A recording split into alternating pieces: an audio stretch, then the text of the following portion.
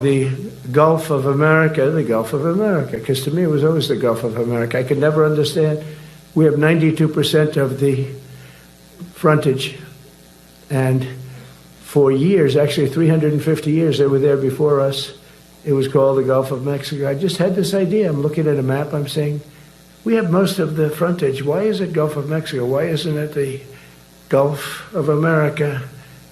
And you know, we want war because we want to have no wars, but you have to be there, and you know, sometimes you have to do it. I have settled so many wars since we're here. We're here almost 9 months, and I've settled 7, and yesterday we might have settled the biggest of them all, although I don't know, Pakistan, India was very big. 2 weeks ago, President Trump intervened or played a role in the conflict that India has with Pakistan, and has since 48, I think.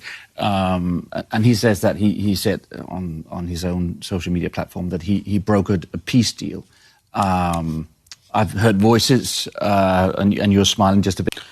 Well, first of all, let me, I like this telepathic interview where I just have to smile and you pick up on it. Where, our part of the world was concerned, because again, when we look at big global challenges, I think I would put terrorism right up there as one of the key challenges which affect the entire world. And we've had to grapple with a very serious terrorist attack in April. And what followed was a consequence of that, because the terrorists were based in a neighboring country and, were operating with impunity and with a high degree of state protection and support. We had the conflict for a few days that you spoke about.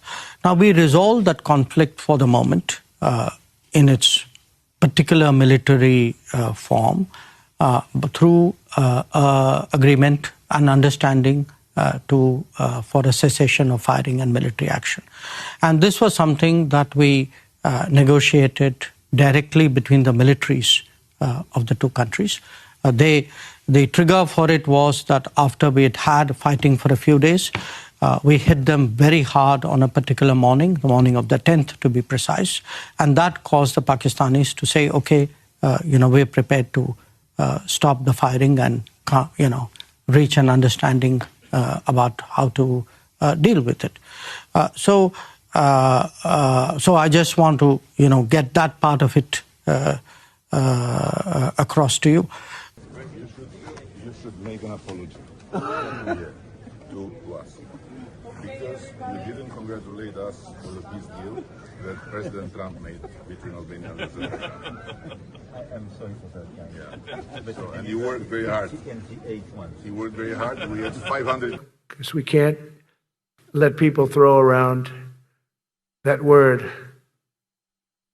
I call it the N-word. There are 2 N-words, and you can't use either of them.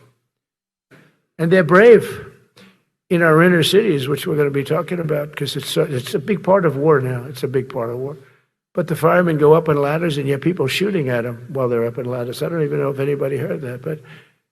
And I said, don't talk about it much, but I think you have to. Our firemen are incredible. They're up on one of these ladders that goes way up to the sky, rescuing people, and you have animals shooting at them, shooting bullets at firemen that are way up in death territory. You fall off that ladder, it's over.